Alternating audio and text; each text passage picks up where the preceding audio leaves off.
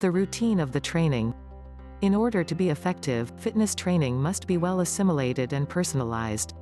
The process of learning and mastering the exercises properly takes a lot of time. Many of the movements must be practiced until they become automatisms. This way, the focus will be on the muscles that are worked out and on intensity of practice, rather than on the execution technique. But this routine of training has also some disadvantages. One of them is monotony. The exercises get to be really boring for the practitioners. On the other hand, at least 4 to 6 weeks are necessary for checking and proving the potential of training, developing, losing weight, etc. that a program might have. A shorter period of time will not be enough for drawing relevant conclusions on the effectiveness of the program. Thus, a certain psychological resistance to monotony is necessary from the very beginning. Another disadvantage of routine is the fact that the muscles act under the principle of economy of effort.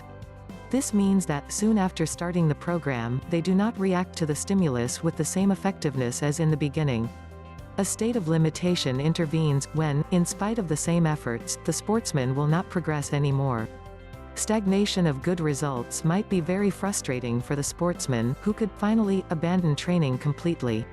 For avoiding this, it is advisable to change the program periodically, so that the muscles will have time to forget the first exercises. The sportsman can come back to them after getting through a few different programs. A completely new program can have disadvantages, for example the fact that learning it demands an increased effort of attention, of focusing, and sometimes even involve mental stress, determined by the degree of difficulty of the program.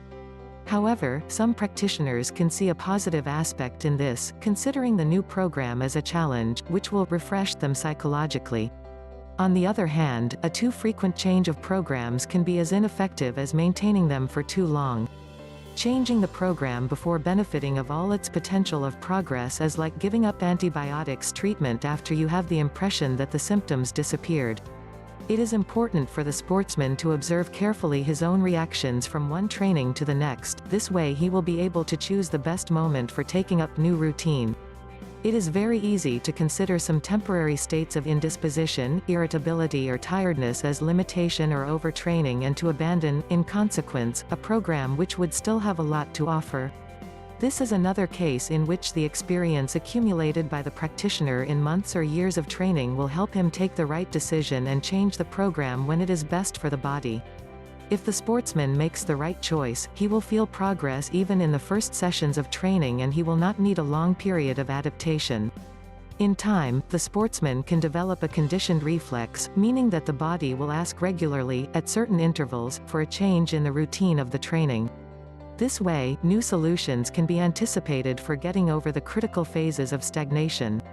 Moreover, the interest for the training will remain constant. The active breaks, active recovery, which must be initiated once a trimester, a semester or a year, can submit to this rhythmic conditioning.